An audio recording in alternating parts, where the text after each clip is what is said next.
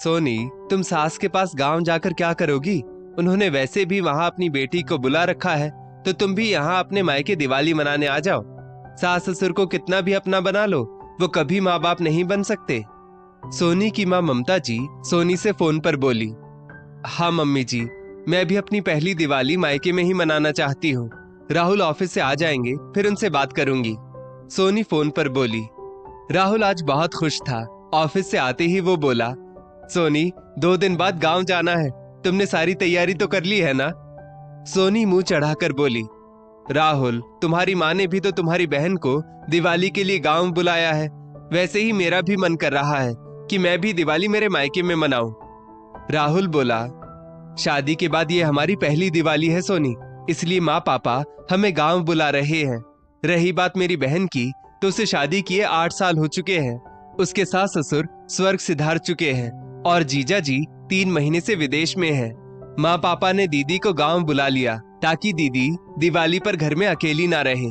मेरी दीदी से तुम अपनी तुलना क्यों कर रही हो? हम घर के बेटा बहू हैं, तो हमारा फर्ज है कि हम दिवाली माँ पापा के साथ मनाएं। सोनी राहुल की कोई बात सुनने को तैयार नहीं हुई और उल्टा नाराज होकर बैठ गई। नई नवेली पत्नी नाराज थी, इसलिए राहुल को भी अपनी पहली दिवाली पत्नी के मायके में मनानी पड़ी। राहुल और सोनी दिल्ली शहर में एक 3 BHK के मकान में रहते थे।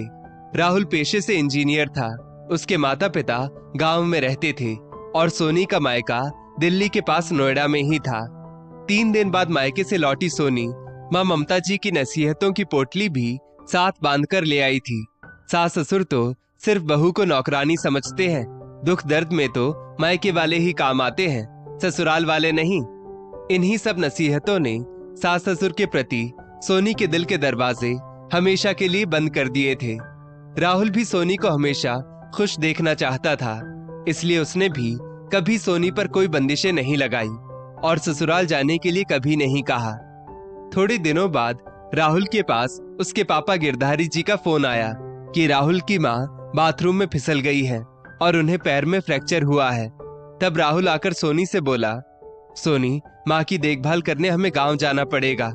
सोनी बोली, राहुल, 1 महीने बाद मेरे इकलौते भाई की शादी है। मुझे मेरी माँ के साथ खूब सारी शॉपिंग करनी है।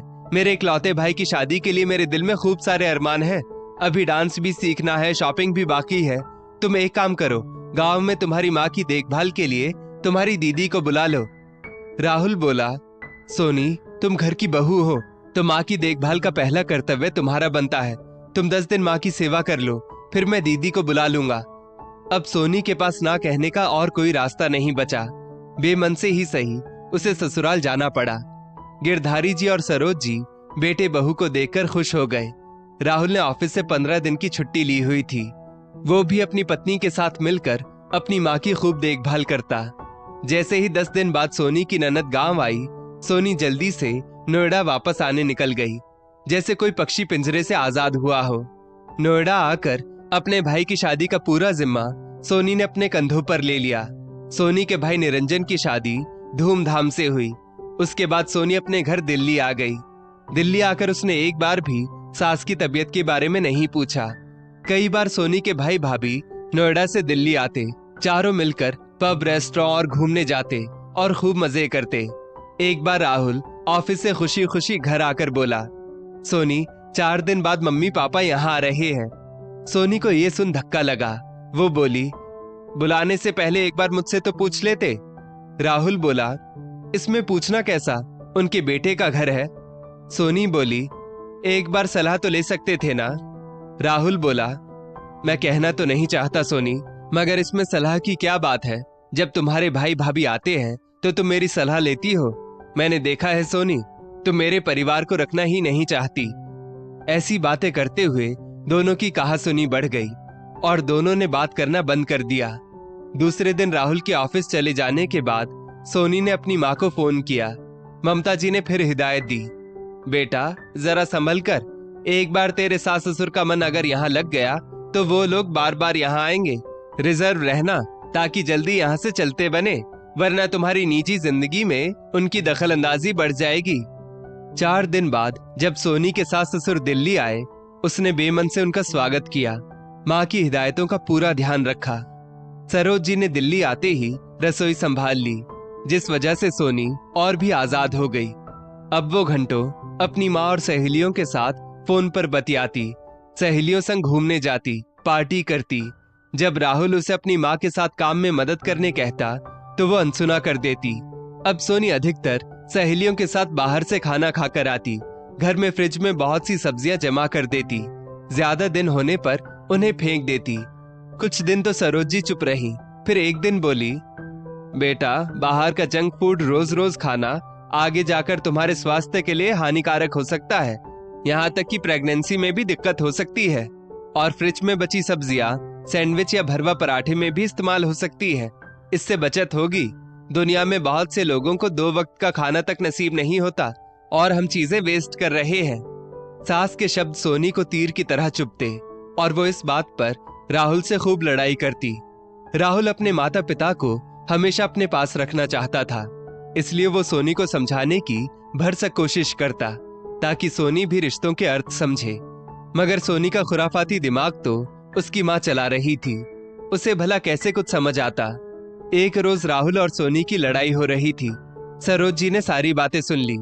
सोनी जानबूझकर सरोज जी को सुनाना ही चाहती थी, इसलिए वो जोर जोर से बोल रही थी, राहुल तुम्हारे माता पिता को हमारे घर में दखलंदाजी करने का कोई हक नहीं, उनका घर गांव में है, फिर वो यहाँ क्यों इतने महीनों से रह रहे हैं। राहुल गुस्से में बोला, तुमसे रिश्ते में बंधने का मतलब ये नहीं कि मैं मेरे बेटे होने का फर्ज भूल जाऊं। अगर तुम्हें मेरे माता पिता को नहीं रखना तो तुम यहाँ से जा सकती हो। 2 दिन बाद ही राहुल के माता पिता वापस गांव लौट गए, बिना ये जताए कि उन्होंने सब कुछ सुन लिया था। राहुल सोनी से बहुत नाराज था, मगर सोनी अपनी जीत पर प्रसन्न थी। अब सोनी राहुल का ज्यादा ध्यान रखने लगी ताकि राहुल उससे खुश रहे। धीरे धीरे परिस्थितियां सामान्य होने लगी, पर अनहोनी ने दस्तक दी। राहुल की कंपनी घाटे में चल रही थी। करीबन 2 महीने बाद ही राहुल की नौकरी चली गई और एकदम से सोनी अर्श से फर्श पर आ गई। राहुल बहुत परेशान रहने लगा था, उसे दूसरी जॉब मिलने में जाने कितना वक्त लगेगा। अब तो सोनी के ऐसे दिन आ गए कि घर खर्च, बिजली बिल सब कहां से लाए। उसे सासू माँ की बात याद आ गई कि घर में बचत करके चलना चाहिए, मगर सोनी ने तो पैसे उड़ाने के अलावा कभी कुछ किया ही नहीं था। अब वो क्या करेगी, यही सोचकर उसने अपनी माँ को कॉल किया। उसे विश्वास था मम्मी बेटी दामाद को मुसीबत में देखकर अपने यहाँ बुला लेंगी, मगर जब उसने अपनी माँ को सब बताया, उसकी मम्मी बोली, तुम्हारे भाई की अभी नई नई शादी हुई है, ऐसे में तुम्हारा मायके आकर रहना उचित नहीं होगा। एक काम करो, तुम अपने ससुराल गांव चली जाओ, वहां पर तुम लोगों का बड़ा सा घर है, वो तुम लोगों का ही तो है, वहां जाकर रहो। तुम्हारे ससुर की अच्छी खासी पेंशन आती है, वो लोग आराम से तुम लोगों का खर्चा उठा सकते हैं। सोनी अपनी माँ की बातें सुन सन्न रह गई। ये वही माँ थी जो उसे ससुराल वालों से दूरी बनाए रखने कहती थी, और आज जब सोनी के दुख की घड़ी आई तो उन्होंने अपना पल्ला आसानी से झाड़ दिया, ये कहकर कि तुम्हारे ससुराल वालों का तुम्हारे प्रति फर्ज है। सोनी के मन में कोलाहल मच गया था। उतने में राहुल का फोन बजा। गांव से उसके पापा का फोन था। वे बोले, फोन स्पीकर पर रखो, मुझे तुम दोनों से बात करनी है। फिर बोले, राहुल तुमने हमें इतना पराया समझ लिया कि अपनी जॉब चली जाने की बात हमसे छुपाई। वो तो आज तुम्हारे साथ काम करने वाले हितेश के पापा से मेरी फोन पर बात हुई तो उन्होंने मुझे बताया। राहुल रुंधे गले से बोला, पापा मैं आपको परेशान नहीं करना चाहता था। गिरधारी जी बोले, बच्चे अपनी तकलीफ माँ बाप को नहीं बताएंगे तो किसे बताएंगे।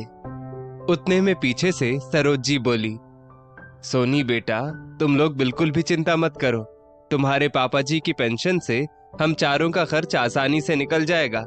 तुम दोनों यहाँ बेझिझक चले आओ, हमारे पास कुछ सेविंग्स भी है। राहुल को दूसरी जॉब नहीं मिली तो वो सेविंग्स के पैसों से मनचाहा कारोबार भी कर सकता है। इस दुख की घड़ी का हम सब मिलकर सामना करेंगे। सास ससुर के निस्वार्थ प्रेम पर सोनी की आंखें भर आई। भरे गले से वो बोली, माँ जी मैं आपसे, और फूट फूट कर रोने लगी। सरोज जी बोली, कुछ मत कहो मेरी बच्ची, तुम लोग बस यहाँ चले आओ।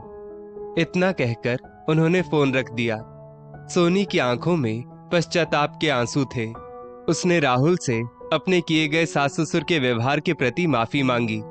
राहुल उसे गले से लगाकर बोला, सोनी, जो हुआ उसे भूल जाओ और नई शुरुआत करो। दोस्तों, इस स्टोरी को लेकर आपकी क्या राय है? नीचे कमेंट करके जरूर बताइएगा और ऐसी ही और भी बेहतरीन वीडियोस के लिए हमारा पेज जरूर फॉलो करें। धन्यवाद।